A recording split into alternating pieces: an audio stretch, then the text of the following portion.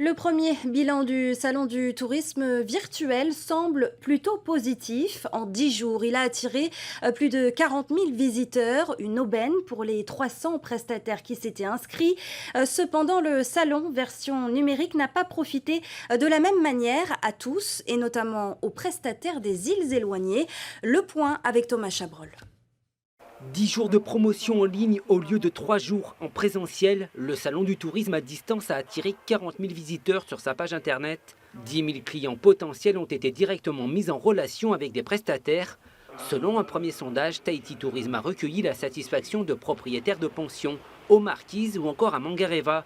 Mais parmi les 550 offres proposées, toutes ne se sont pas concrétisées par une réservation. Il peut y avoir de nombreuses raisons à cela. Le site web en question, c'est en fonction de la manière dont ils ont présenté leur offre, mais c'est plus souvent lié à des questions d'accessibilité ou de disponibilité peut-être d'avions. Mais ça peut être aussi la réactivité en fonction des questions que les prestataires reçoivent. L'inscription gratuite a permis à 300 prestataires d'avoir une visibilité. Les habitués du salon, comme cette gérante de pension à Rikitea, est satisfaite de cette formule. Son carnet de réservation est plein jusqu'à la fin de l'année, car elle a tout géré ici à Tahiti. La connexion Internet à Rikitea n'aurait pas permis, selon elle, de répondre aussi rapidement à la clientèle. Pour nous, les îles éloignées, nous n'avons pas Internet, les débits qu'il faut. Avec le service, donc on aimerait bien être servi correctement aussi. Par contre, le virtuel, ça nous a permis de toucher les 5 archipels grâce au virtuel.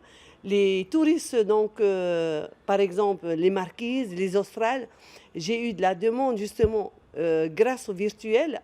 La formule du salon virtuel apporte ses avantages et ses inconvénients. Pour ce spécialiste du charter nautique, l'idée est à reconduire, même si cette édition n'est pas la plus fructueuse. Sans relation directe avec le client, difficile de vendre un produit comme le nautisme, notamment dans le contexte sanitaire actuel. On a besoin de rencontrer les gens, de leur expliquer, de leur montrer comment ils vont dormir dans une cabine, quel trajet ils vont faire dans les îles.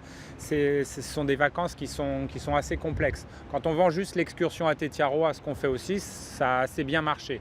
Bien sûr, on a vendu moins, mais on ne sait pas si c'est parce que c'est le salon virtuel ou si c'est à cause de la crise Covid. Certains visiteurs n'ont pas non plus concrétisé leur séjour à cause de la récente réorganisation du planning des vols d'Air Tahiti. Pour les Gambiers, l'unique vol est le mardi. Impossible pour une clientèle comme les enseignants par exemple de s'y rendre pour une semaine de vacances scolaires du samedi au samedi.